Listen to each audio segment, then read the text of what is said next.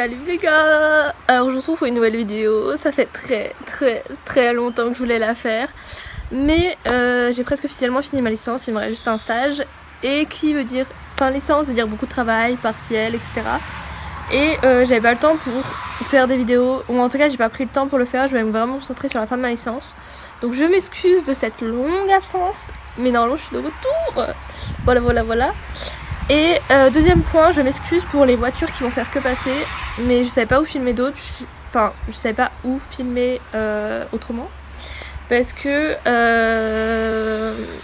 je suis chez ma grand-mère et à l'intérieur c'est peut-être pas assez lumineux, enfin pour moi je trouve, donc ça aurait pas bien rendu. Donc j'ai décidé de faire ça dehors. Alors c'était soit le visuel, soit le sonore, on verra ce que ça donne. Je m'excuse d'avance. Et donc aujourd'hui je vous retrouve pour un petit update de mes dernières lectures. Donc mes lectures de mai et début avril. Voilà. Qu'est-ce que je raconte? Lecture de mars, début avril. Bref, donc je vais commencer par Alana et l'enfant vampire, que j'ai reçu des éditions Scrineo en décembre, et je l'avais toujours pas lu parce que j'étais pas dans un mood à lire de la jeunesse, etc. J'étais pas dans un mood à lire de fou non plus depuis décembre, et d'un coup je me suis dit je veux lire de la jeunesse. C'est un des seuls que j'avais, enfin en tout cas un cours, etc. Donc c'était parfait pour mes partiels, etc. Je l'ai lu littéralement en une journée, et étonnamment j'ai plutôt bien aimé. Alors c'est de la jeunesse pure et dure, je veux dire, si vous n'êtes pas trop jeunesse de base, ne le lisez pas, mais sinon je le recommande vraiment pas mal. Alors l'auteur c'est Cordelia, il me semble, et pour le petit speech, c'est une famille de chasseurs de vampires, mais ils ont pas de pouvoir, etc.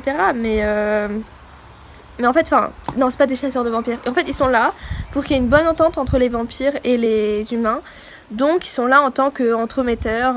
Ils essayent de calmer les choses, etc. Et donc, Alana, c'est la jeune fille qui vit dans une famille de... Je sais plus c'est quoi le nom, d'entremetteurs de vampires.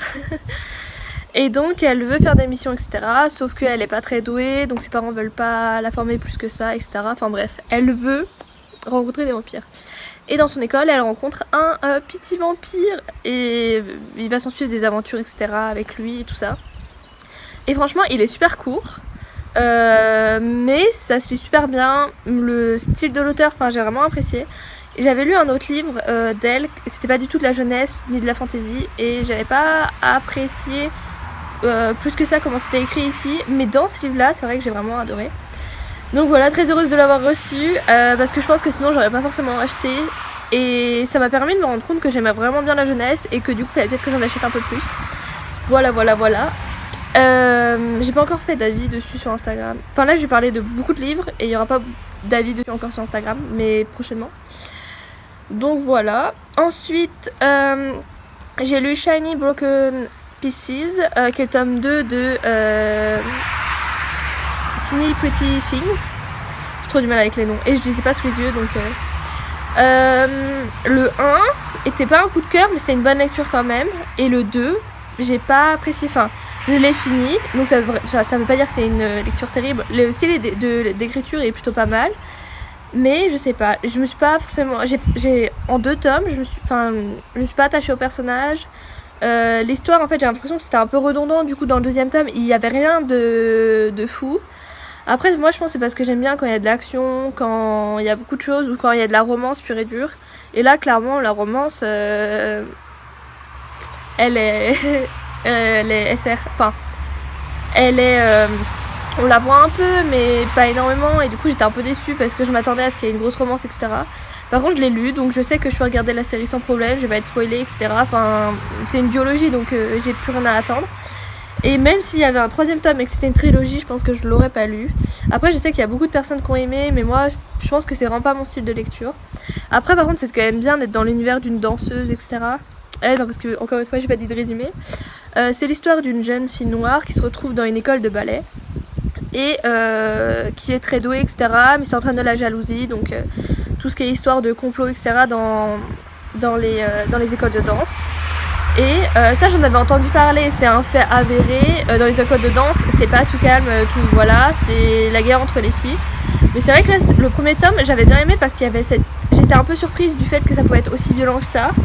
Et dans le deuxième tome, j'avais plus cette surprise en fait. Enfin, je m'y attendais vu que j'avais déjà lu le premier tome et il n'y avait rien de plus, je trouvais. Donc voilà, donc une petite déception parce que j'en attendais vraiment pas mal de cette duologie. Mais une bonne lecture quand même. Ensuite, j'ai lu Demain est un autre jour des éditions Pocket de Laurie Nelson Spielman, si j'ai bien écrit. Et je l'avais lu au collège parce que ma professeure de français me l'avait prêté. Ça avait été un coup de cœur à l'époque.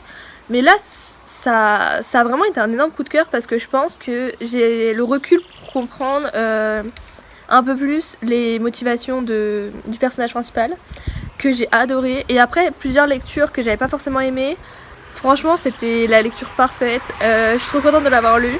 Et c'est le genre de livre que j'aimerais bien relire dans 10 ans et me dire waouh, je le vois pas de la même façon, vous voyez ou pas? Bref, en gros c'est l'histoire d'une jeune femme. Sa mère décède, elle était très proche d'elle et elle s'attend à recevoir en héritage la société de sa mère. Sauf que sa mère lui dit tu vas avoir ton héritage, mais avant de l'avoir il faut que tu réalises 10 tâches.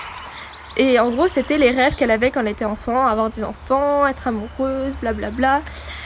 Et du coup elle part à l'aventure pour accomplir ses tâches pour avoir son héritage. Et parce que depuis qu'elle était enfant elle avait mis tous ses rêves de côté, elle voulait être professeure, au final pas du tout, elle était dans le marketing. Et du coup elle remet toute sa vie en question en mode est-ce que mes choix étaient bons, est-ce que j'ai fait ça par paresse, par peur. Et du coup c'est trop bien parce que elle est pas jeune, je crois elle a 30 ou 40 ans. Enfin elle est pas jeune. Elle sort pas des écoles en fait, enfin elle est obligée de refaire pas des études forcément, mais obligée de remettre toute sa vie en question à un certain âge. C'est pas la même chose que quand on a 20 ans et qu'on doit remettre à moitié sa vie en question. Enfin bref, et du coup j'ai adoré le message, franchement c'est un énorme coup de cœur. Et j'ai un autre livre de cet auteur, du coup je pense le lire très prochainement. Et franchement je le conseille à tout le monde parce que en dehors du fait que l'écriture est énorme, que j'ai adoré le personnage, je trouve que c'est un message super beau et super fort. Donc voilà, dites-moi en commentaire si vous l'avez lu, parce qu'au final je savais pas mais c'est un auteur qui est plutôt connu. Et j'ai plein de personnes autour de moi qui le connaissaient et je savais pas du tout. Du coup voilà. Ensuite j'ai lu Cœur cerise de Cathy Cassidy, que je vous mettrai là. Mais j'ai le tome 2 si vous voulez le voir. Je pense le lire, c'est une de mes prochaines lectures je pense. C'est ma cousine qui me les a prêtés. Voilà, je les trouve super beaux. J'avais hésité un moment à me les acheter mais j'avais déjà lu au collège donc là je l'avais pas fait. Ils sont tout petits, ils se lisent super vite. J'ai pas encore lu celui-ci mais je l'avais lu au collège et je les avais tous aimés. Donc je m'attends encore à les lire. Et vu que je suis dans une humeur assez jeunesse, et ben c'est une lecture parfaite. Voilà. Donc Cœur cerise, on retrouve une jeune fille qui s'appelle Cerise. Quelle surprise. On la retrouve. Elle est avec son père, etc. Ils sont pas très riches. Et sa mère a disparu. Morte. Au début on sait pas trop. Elle a disparu, elle est morte. Ou pas. Enfin. Voilà. Enfin c'est pas vraiment un secret mais c'est un peu un sujet tabou dans la famille. Et donc son père rencontre une nouvelle femme et donc ils doivent déménager, tout quitter pour aller dans cette famille. Sauf que c'est pas juste une nouvelle femme, c'est une nouvelle femme qui a 4 enfants il me semble, si j'en oublie un, je suis désolée. Donc j'avais un peu peur parce que je l'avais lu au collège, je me suis dit peut-être que je vais pas autant aimer, je veux dire des histoires de jeunes filles comme ça quand on n'a plus le même âge que la personnage principale, bah ça peut être un peu ennuyant. Et en fait pas du tout, le style de l'auteur est super simple, super doux et c'est totalement le genre de lecture dont j'avais besoin. Il y a une petite romance qui était plutôt sympathique, c'est pas une romance du genre genre coup de foudre etc, mais c'est super mignon à lire et c'est un peu plus réaliste que les romances normales je trouve, qu'on trouve parfois dans les rayons, enfin l'édition New Romance, etc. Alors j'adore ces livres, hein, je dis pas le contraire. Mais c'est vrai que j'aime bien les romances un peu jeunesse aussi, c'est différent. Donc c'était pas un coup de cœur parce que c'est pas non plus la lecture de l'année, je veux dire c'est assez simple, etc. Mais par contre c'est une très très bonne lecture et je continuerai la saga avec un énorme plaisir. Voilà. Ensuite j'ai lu Elle. Alors là, les gars vous êtes pas prêts. Normalement, enfin je vous ai jamais parlé de BD il me semble, à part les loups, j'en ai très très rarement lu parce que j'ai un problème avec les dessins. Si j'accroche pas au dessin, je pourrais pas accrocher à l'histoire. Et je trouve que je sais pas, je voyais d'un mauvais oeil un peu les BD, je voyais un peu genre Tintin, etc. J'étais un peu restée sur cette vieille époque et c'est des livres que j'aimais pas particulièrement. Oula, je croyais qu'il pleuvait. Et donc c'est celui-ci. Et il est juste, mais les gars, il est magnifique déjà. Alors j'essaie de vous montrer comme ça les dessins. Enfin, vous voyez le style, franchement, c'est juste trop beau. Et c'est un énorme coup de cœur. On suit elle, qui se retrouve des fois se réveiller. Enfin, en tout cas, elle change un peu de personnalité. Par exemple, d'un coup, elle va être timide, etc. Et en fonction de cet état, elle va changer de couleur de cheveux. C'est comme ça qu'on la reconnaît. Et juste c'est trop bien parce que en dehors du fait que on voit pas souvent des changements de personnalité comme ça dans les romans, la BD est magnifique, il y a une autre histoire derrière par rapport à sa famille, par rapport à... Franchement non, c'est vraiment bien, j'ai hâte de lire le tome 2 parce que ça se finit un peu avec un petit cliffhanger, mais franchement je la recommande pour une BD, j'étais ultra agréablement surprise.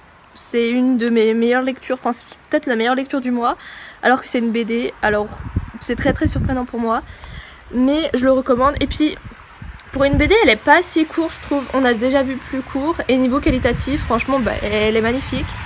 Je veux dire plus belle BD que j'ai jamais eue, même si on n'est pas beaucoup.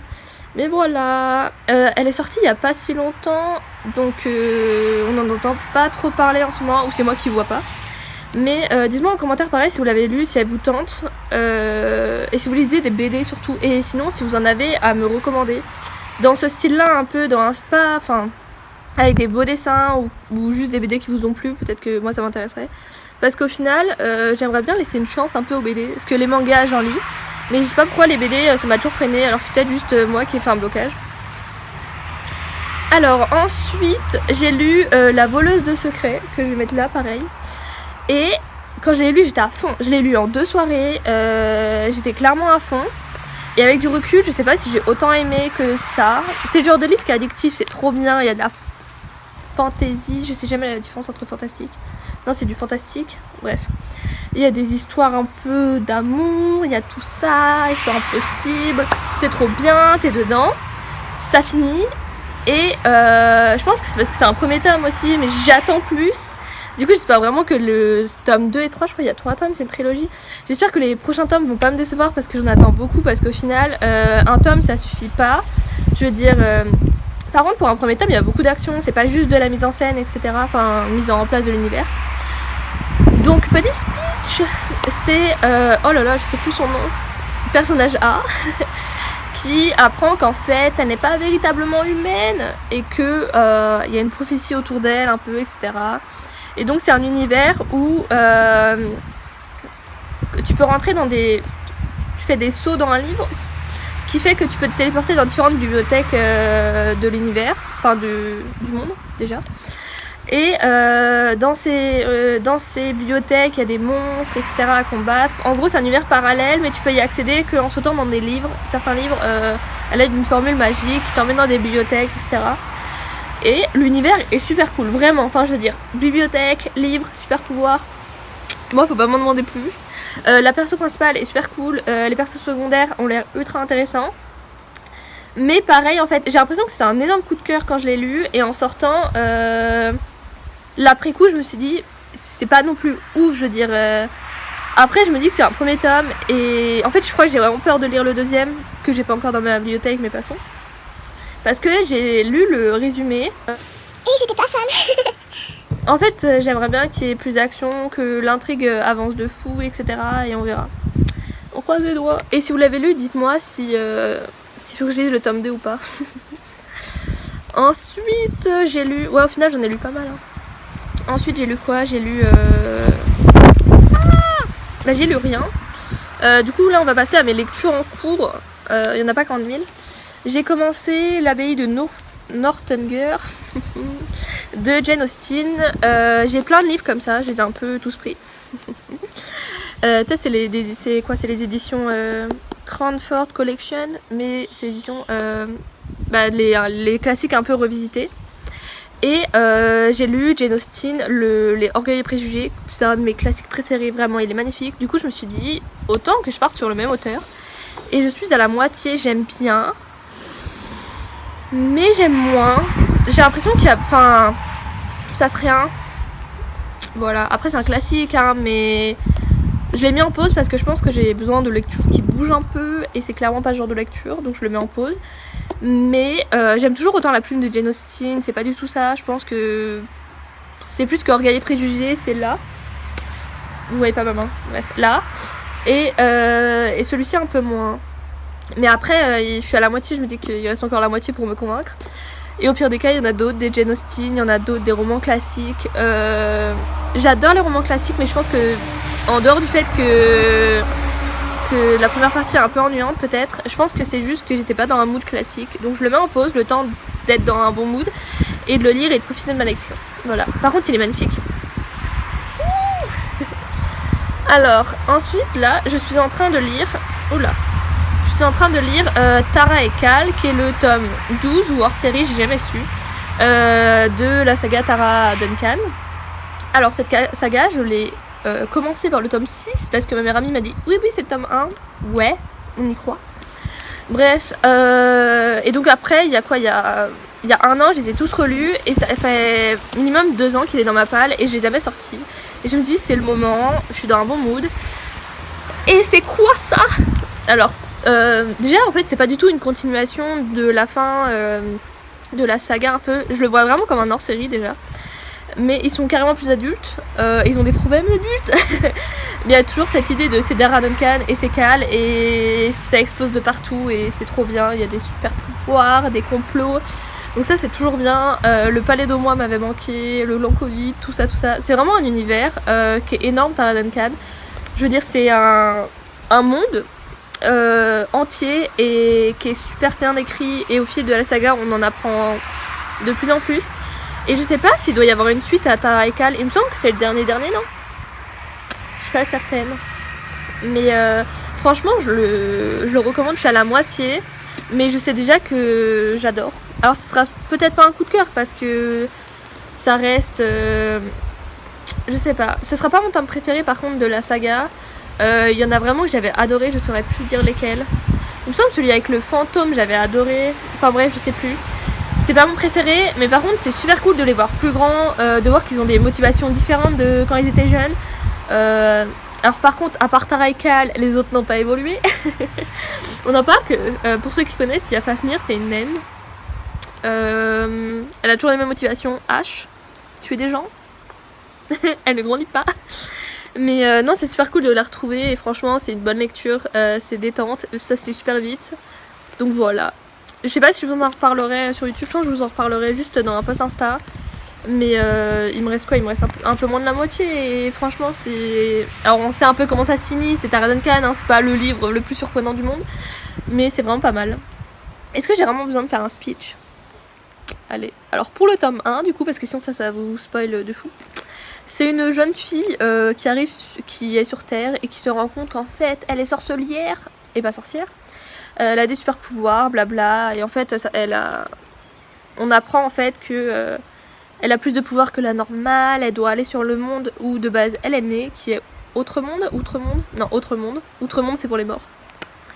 Bref, elle va sur le monde où elle est née et elle rencontre des amis. Des garçons, des filles, blabla, et ils vont faire des aventures. Et au contact de Tara, tout a tendance à exploser, tout le monde veut la tuer. En fait, elle cherche rien, elle cherche pas les problèmes, hein, mais je sais pas. Voilà, et je vais vous parler d'un dernier livre. C'est ma prochaine lecture, qui est le 3e tome de Tous les garçons que j'ai aimés. Alors pour la petite histoire, je suis allée en librairie, je voulais l'acheter en français, et on m'a dit il n'est plus édité, tu ne l'auras pas. Ou en poche, et je le voulais pas en poche. Et du coup voilà, je l'ai en VO. Je me dis qu'il est petit, c'est pas du fantastique. Est-ce que j'avais lu Harry Potter en VO et Half Bad, le 3e tome en VO. Enfin, j'ai pas terminé, j'avais mis en pause. Too bad, faut que je reprenne. Et donc voilà, ça c'est le 3e tome. Donc c'est Always and Forever Lara Jean de Jenny Han. Et je sais que ça va être un coup de cœur parce que déjà j'ai vu le film. Sorry. Mais j'avais adoré les 2 premiers tomes. C'est vraiment des tomes que j'ai lus Je les ai eu au moins 4 fois. Je les lis presque tous les ans. Et j'ai jamais lu celui-ci. Et je me dis qu'en VO, il y a moyen que c'est super bien. Donc ça, je vous retiendrai au courant. Parce que je lis pas des VO tous les jours. Mais j'ai confiance. Voilà. Donc j'ai fini de vous parler de toutes mes lectures. Je vous souhaite une bonne journée. J'espère que tout va bien pour vous. N'hésitez pas à me dire en commentaire ce que vous lisez. Ou juste me raconter votre vie. Et voilà, salut!